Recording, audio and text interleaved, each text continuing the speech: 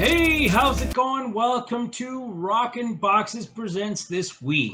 All right, anyway, presents this week, Ari Lehman, the first Jason from Friday the 13th, and he's also got his band First Jason. Everybody welcome Ari Lehman. How you doing? Hey, everybody. I had to download the app. Can you hear me? I can definitely hear you. Yeah, you sound great. You didn't tell me that part there, Sean Rockinboxes.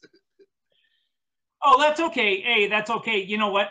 When I had CJ Grimm on, he also said, hey, you didn't tell me about downloading the app. So that's fine. No problem. Hey, from one Jason to so we both started with the same thing. Hey, a word to the wise, Sean Rockinboxes. In the future, tell people they got to download the app. But anyway, how you doing out there in Buffalo, New York, right? No. Hey, I'm in Niagara Falls, Canada, on the Canadian side. Not that far. I mean, I remembered where you live out of all the millions of people, or maybe hundreds that do regular basis. Yes, I remember you're from over there on the Canadian side. That's good. Absolutely. When I met you, you were at Niagara Falls Comic-Con on the Canadian side. Yeah. And I'm there, and Tom Savini was there. That's right. Tom Savini was there, as well as Ted White. Yeah, and we played at that club that I don't know if it's still in Buffalo, but we had a lot of fun. And I remember Ted White was so nice to me because we were crossing the border and then coming back across the border in order to play the show. And he said, now, Ari, here's my card. And I want you to call me if you get in any trouble. But if I hear that you got in trouble and you didn't call me, then you're in trouble with me. Because that's Ted, a sweet guy, a very sweet guy. But it's the truth. You know, he's always looking out for his friends. And so is CJ. Those guys are very good guys. All the Jasons, for that matter. Absolutely. And when they were here last year, I got to interview Steve Dash as well as CJ. And yes, and Part 6. Part 6 is, you know, they're all formidable. You know what's interesting about Part 2 is they use all of the footage of me in Part 1 is also in Part 2. No, I know that. Yeah, for sure. And it's really cool that they did that. So I just wanted you to tell everybody. Brief as it is. I mean, it's brief. This interview is longer than the time that I'm on screen. No, absolutely. And your whole time, you know, I wanted to get into a little bit. You've been on with me before, and I wanted to ask you, you know, when you were, can you just refresh everybody on how you were cast in the film and how? Sure. You know, I was like a lot of kids. I've seen Star Wars when I was a little boy. My dad took me to see the premiere of Star Wars at Times Square, which was awesome. And so I wanted to be an actor. But so I found out about a comedy now, Sean, that was being directed by another Sean, the famous Mr. Sean Cunningham. Yes. And Sean Cunningham also lived in Westport, Connecticut, where I lived. And he had his studio there. So the audition was at the YMCA. But that was for a movie called Manny's Orphans, about a bunch of soccer-playing orphans. You've heard Manny's Orphans, that's right. And it was actually not a bad little movie, but, you know, I think, and, you know, they even had the New York Cosmos in that movie. And they went to... Oh, wow. Yeah, Werner Roth was in that. Werner Roth was in there. And they went to Cosmos Stadium because, you know why? There was a kid named Mike who was really the best soccer player. And he was really good. I was like the comic relief, Roger. I was always seen with a Playboy magazine. And I was the sidekick. There was the subplot was one of the kids had, it was a school for boys, orphanage for boys, but he had to sneak his sister in. And then, of course, I pretending to be the guy who knew all about girls, but she kept befuddling me. I was like, what is it about this guy? You know, it kind of, it was a funny little movie. But anyway, they were having trouble with that because of the soccer thing. One of the, I was saying, Mike, he was great at soccer. He had a dream on going to Cosmos Stadium to play with the Cosmos. And he did. He actually went. But even with that, this movie, you know, because if they did that today with the Cubs or something, you know. Young boy drowned. Your films from 2006 and 2016, you have done many projects since. So talk about a few that were your favorites and tell the people. Well, I think the one that's most notable right now, which people can get very readily and very easily, and they will be really happy when they get it, is where I play Dr. Rock in The Barn. The Barn, okay? The Barn, yes. So many of the films out there, and I say this, you know, with total respect, you know, they've said, okay, we want to do an homage to 80s horror, and especially, you know, the so-called campy 80s horror, which has a charm of its own, especially when you're, you know, on a kind of adolescent date or with a bunch of people drinking beer, having a good time, right? Okay. So, but The Barn really scratches that itch. I mean, if you are looking for that in its authenticity, of course, with the cinematography, one of the first things I noticed on this set, the director, Justin Seaman, he's really, really, really great. He, the way they lit the set just instantly caught my eye. I said, man, that does look like an 80s set. And, you know, that's just the beginning. So many elements. The storyline I particularly love. It's a Halloween story, and it has all these intricate rules of Halloween. But more than anything else, it's about these three kids and, you know, how they face, life and death and love and lots of great things. And my good friend Linnea Quigley is in it too, and she does a great job in it. And so I think that, you know, I've been in a bunch of films that have happily seen the light of day. You know, not you know, I was in Tales from Satan's Truck Stop, where I play Ray Ray, the bordello owner who gets killed by a chupacabra in a rather, you know, kind of difficult manner. But I think I screamed, "Mother of God!" It was great. But there's some more memorable moments out there. But one of the ones that I got to admit I'm really happy with is that. Now, one that people don't know about yet is Terror Tales. Terror Tales with, Felissa Rose. Yes. I play opposite Felissa. Oh, no. I'll go back. I play the witch hunter. Oh, no. I'm the witch hunter, and she is the witch. And I think that I've got her, and she tries to seduce me from the burning stake, and I just, I'm falling for it. But then I don't want to say what the ending is. It's great. She turns the tables, of course, but in the way that she does it.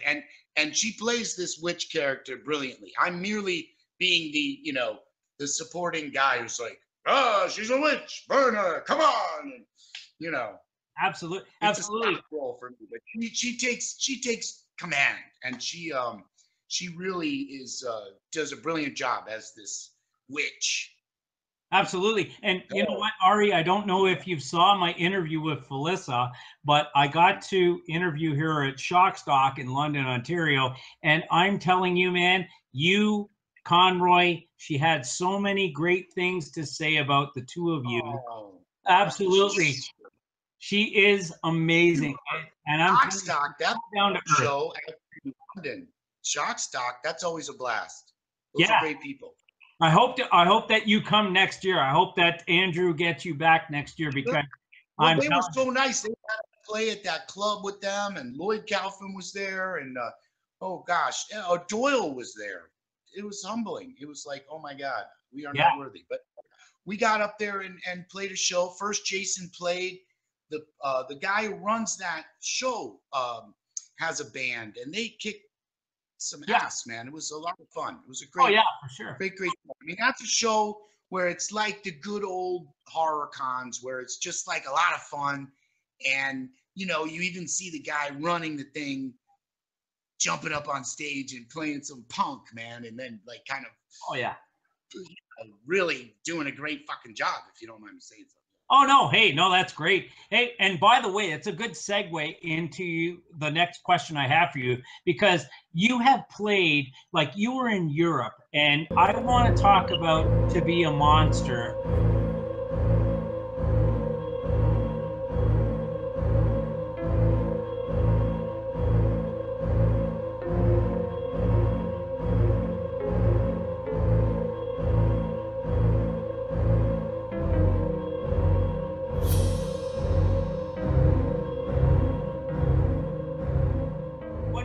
About To Be a Monster, and where's it going video wise? I know you've got something in the works. You've heard the version of that of Power from the Pain on To Be a Monster. Are you talking about the original? I didn't hear about that version, but I'm talking about your original. Oh, you're gonna love this, dude, because we have done an acoustic version of Power from the Pain. Oh wow, that's wicked. That's just me. That's just me on acoustic piano, on grand piano, singing. And we recorded this at Uptown Recording here in Chicago. And they didn't tell me, hey, Ari, we're not going to be able to do any voice correction. So I had to do the whole song in one take. And I did it. And we did another song. We did 2 songs that way. We did Power from the Pain. And we also did Dream Within a Dream, about the Edgar Allan Poe song.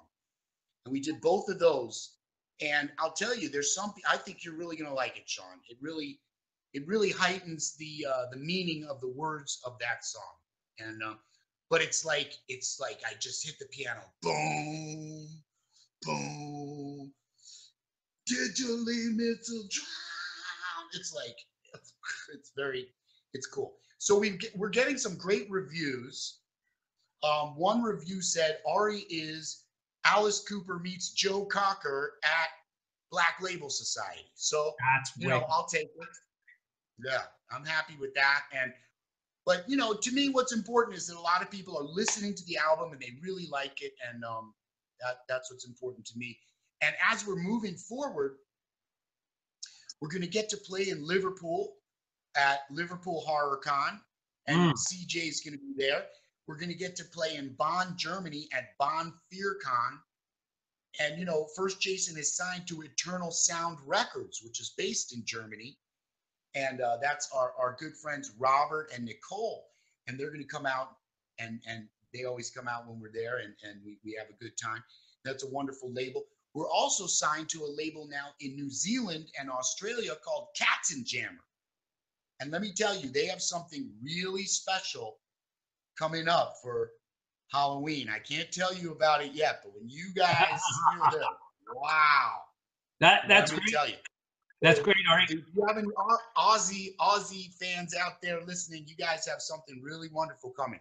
But beyond that, we are going to be performing here. Of course, we're performing at Shaka Con in West Virginia. That's September 8th through 10th. And we're going to be performing there with the Jasons. They're going to be there too. The great band, the Jasons, is going to be there. Hopefully our big Jason, Nathan Barker, will be there.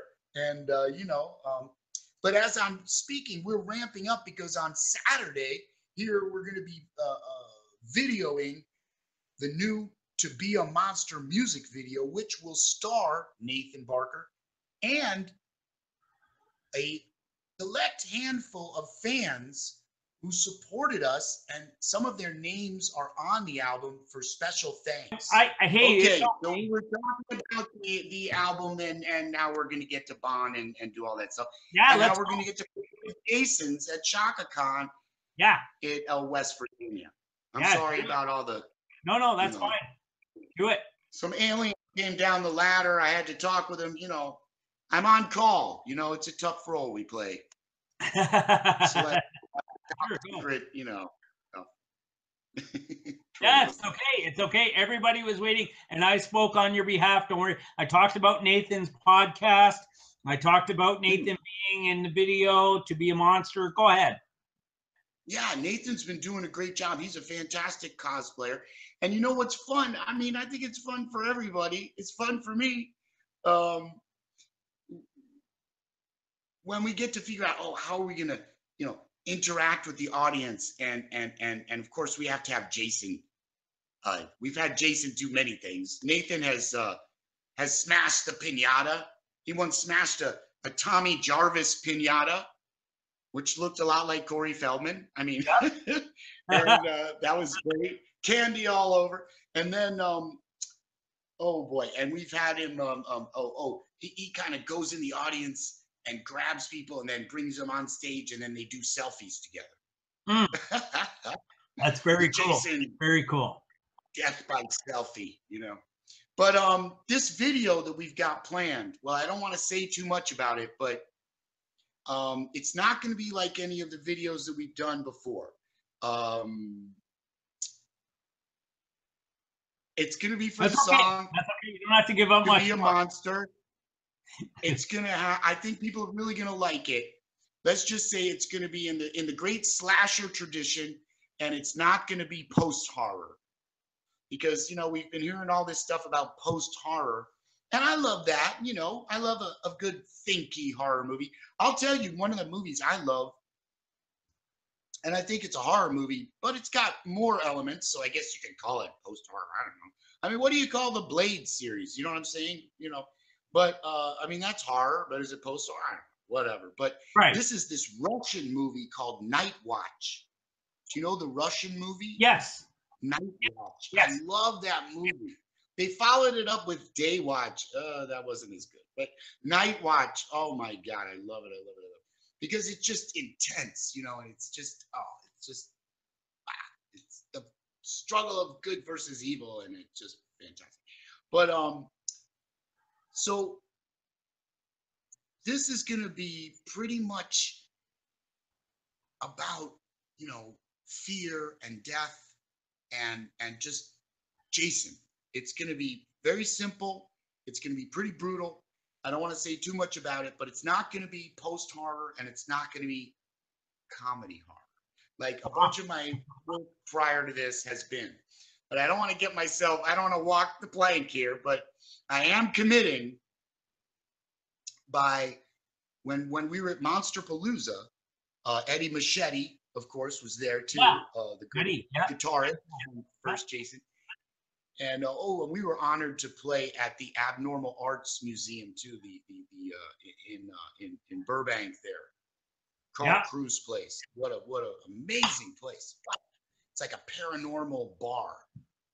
But and Tommy McLaughlin was playing with his band, and RF7 was there with they were with Walter Phelan, and that was a lot of fun. But while we were there, we were able to kind of interact with that whole scene, and I totally forgot what I was going to say. So there you go. What was I talking about?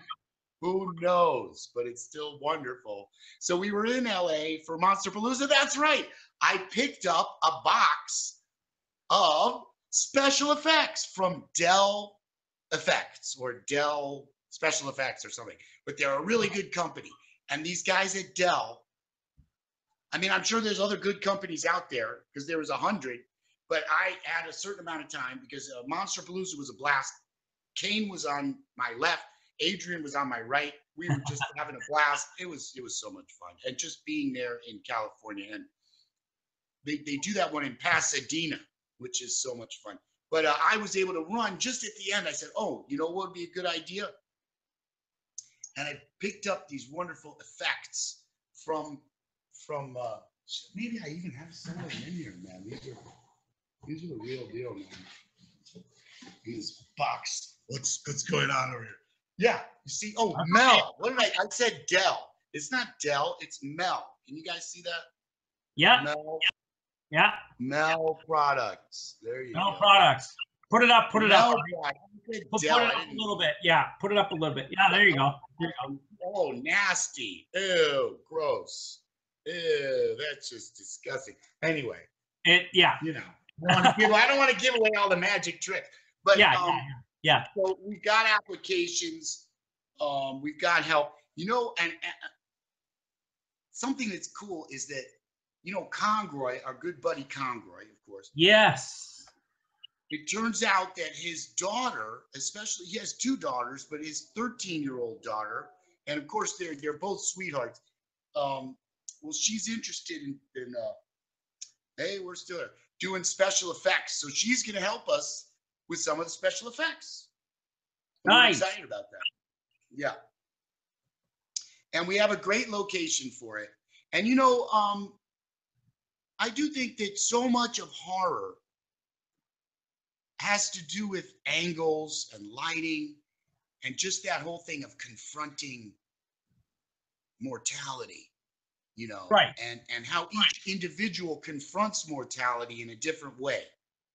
You know, maybe there's 2 people and one person stands in front of the other to protect them, or maybe there's one, the other person pushes them into Jason, you know, like what is the ways that people face these moments, and just, you know, there's different moments when in a horror movie, when we see, oh yeah, the character is isolated, you know, just isolated and alone, and it's how they deal with that isolation, how they deal with, you know, I mean, let's face it, there's so many types of people in life.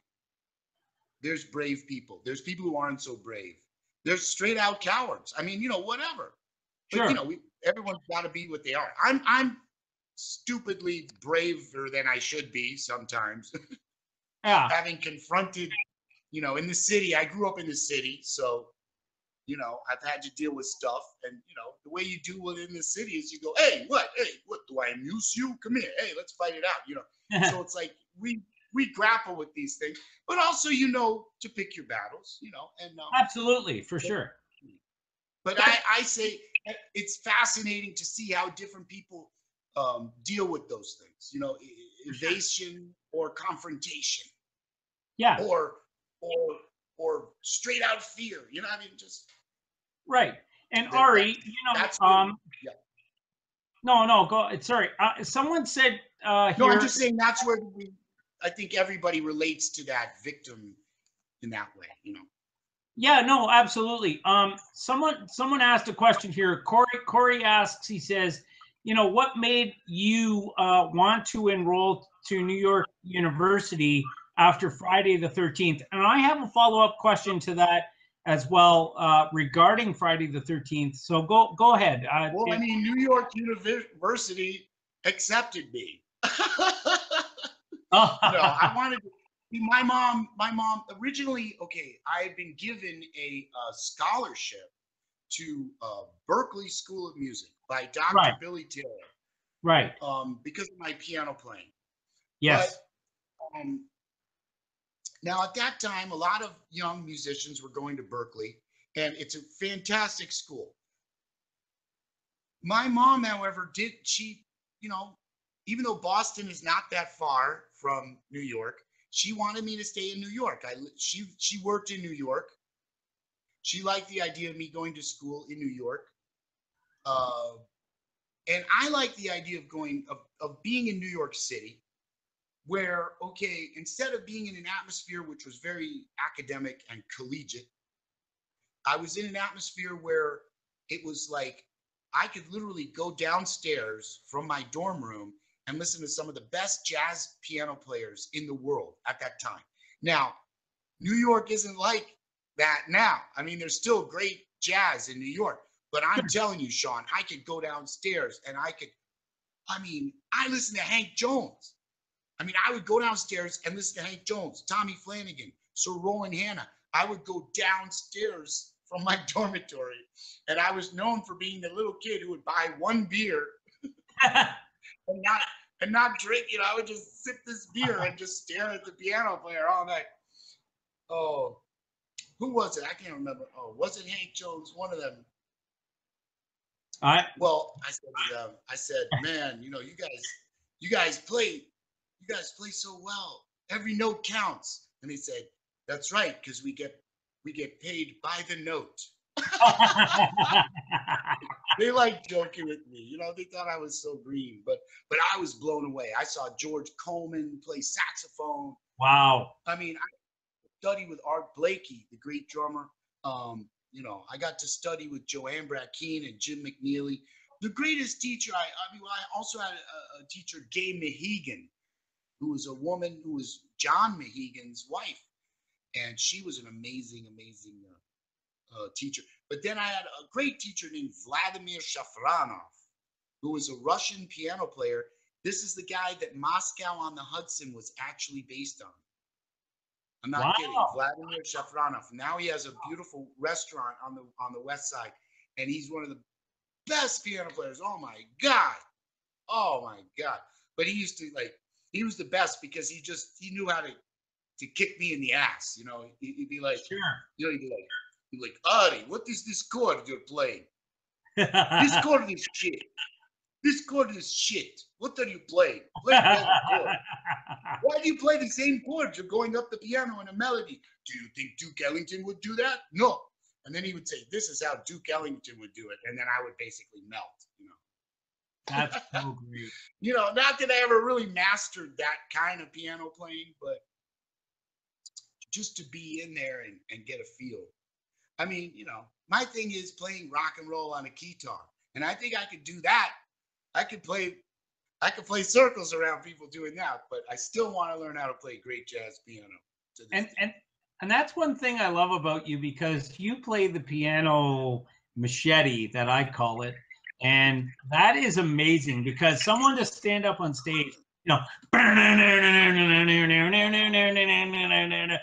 you just you know, it is great, you know, sink or swim. Sink or swim has got to be like one of the most hardcore. I don't know if it's hardcore to me, but maybe, yeah. On a piano. Hardcore. Hardcore. You could call it hardcore. I mean, you know. Yeah, absolutely.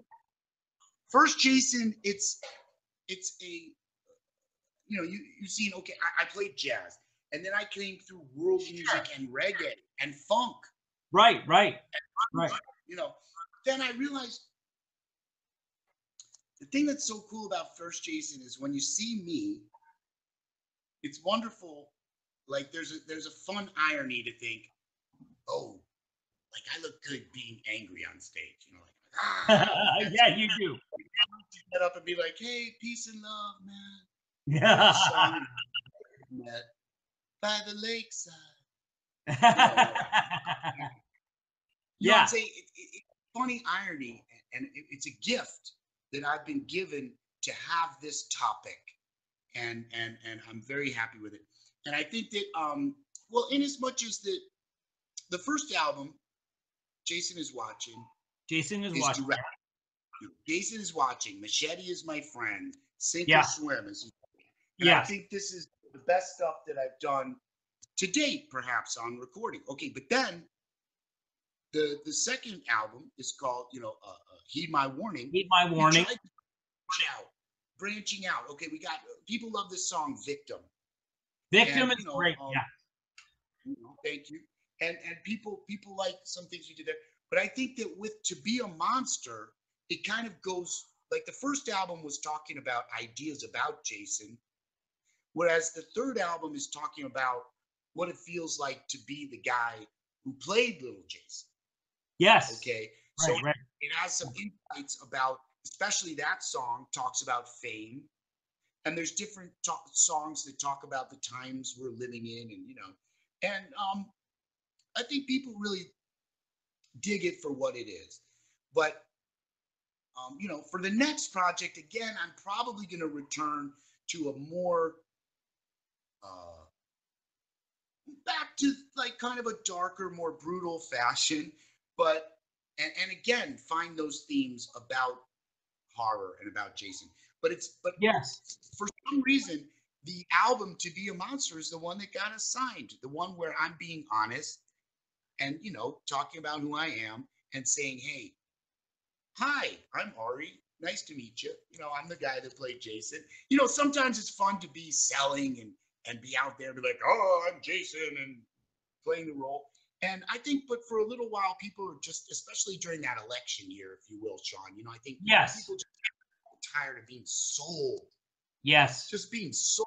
Oh, just constantly being sold. I just think, yeah. I just said, you know what? I just want to break it down and just be who I am for a minute and see what happens. And that's the album that got signed. So crazy. But no, it's great. That's awesome. I wanted to ask you about the album itself. To Be a Monster was nothing like anything you said you've done the reggae, you said you've done this, you said you've done that, like the different styles of music, but this was kind of like a softer comparison to the other songs that you've done. So I just wanted to know why did you go that way? Well, it's like a funky rock record. Yeah, right. I was just feeling that funky, bluesy rock. But if you listen to this record, it's still, like especially a song like Melodrama.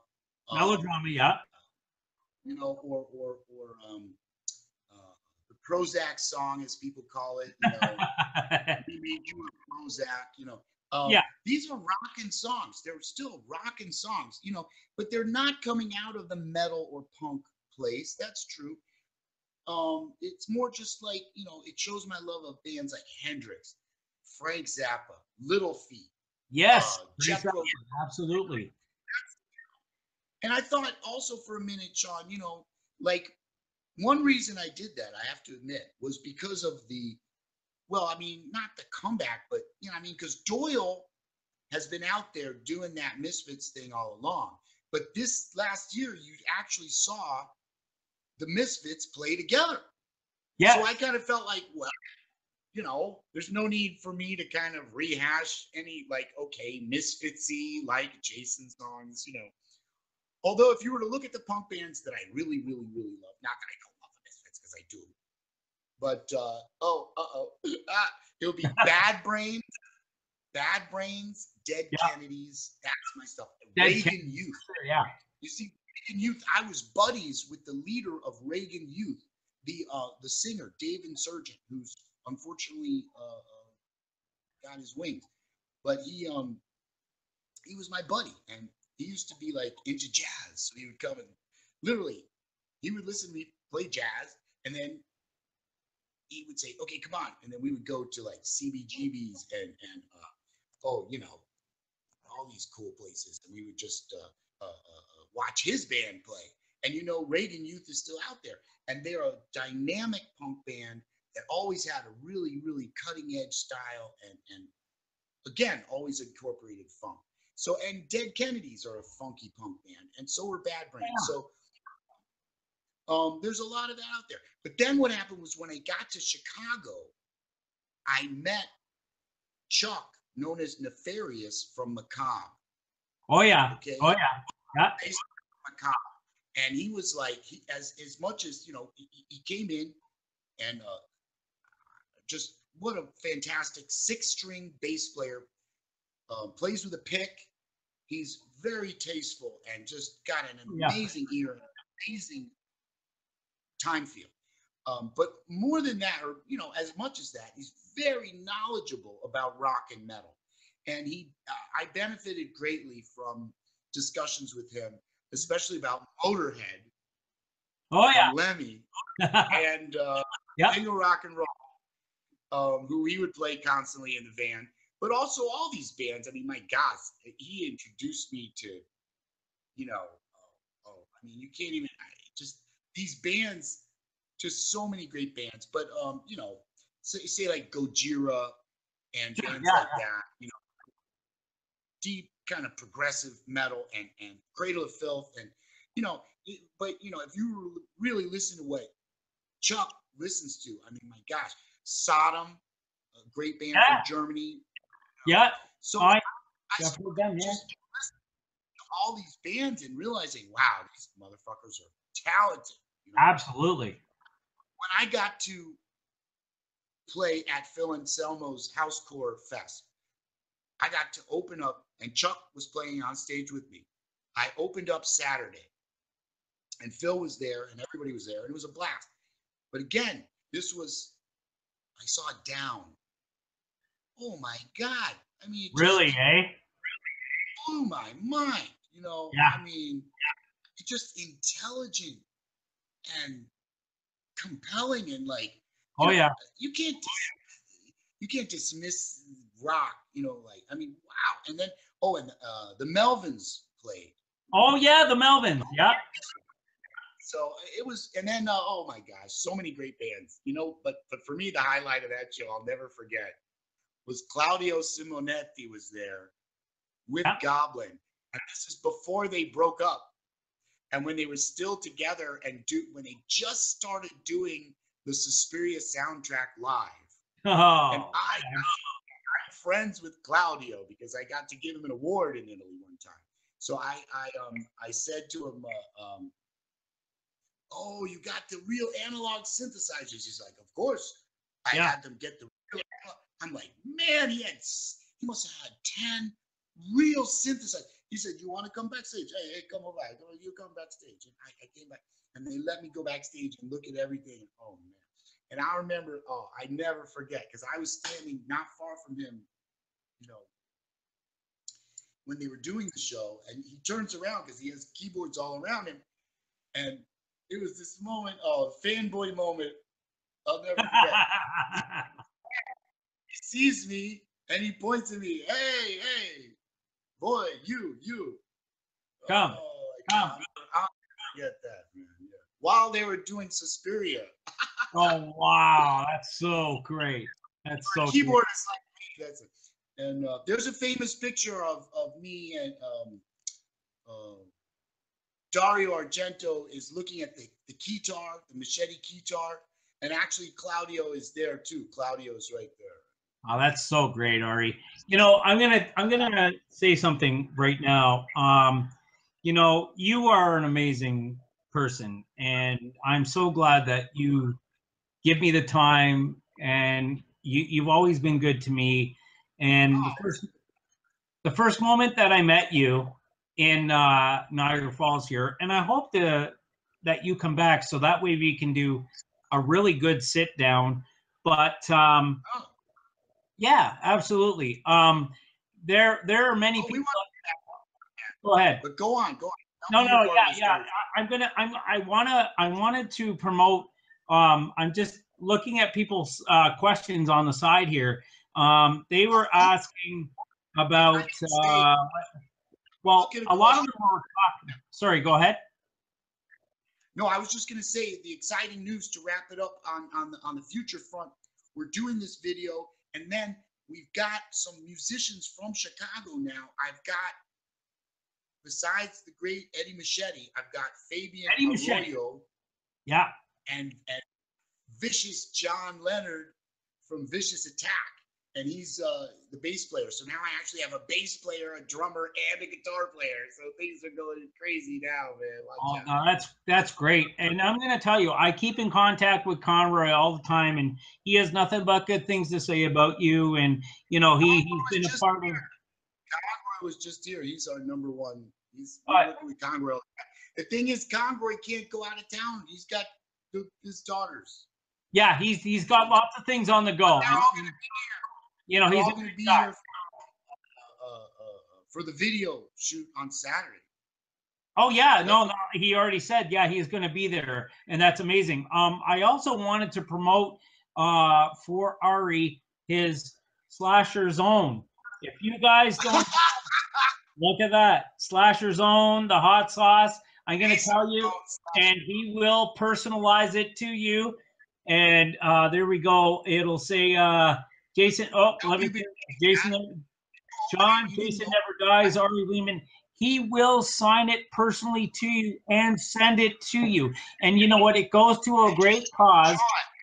And John, go ahead, Ari. Did you try the sauce? Are you kidding? I'm almost done. I'm almost done. Like it's amazing. Oh my God. Dude, the sauce is amazing. If you love hot sauce, guys, you gotta get a new zone. Go ahead. Getting a new batch. up right now as we speak, right where they make. Where see the difference between slasher sauce is, and I do like some of the ghost pepper sauces that use the paste, you know, but because some of them are good and hot and really hot. Oh yeah, this more is of that. But my sauce uses fresh ghost peppers because they pack this and make it in Florida where the ghost peppers are grown. It's in the same town, the same place. They make the sauce in the same place where they're grown. So it's quite a mouth-watering experience. So it's a totally different kind of ghost pepper flavor. It's you know, it's very present and yummy.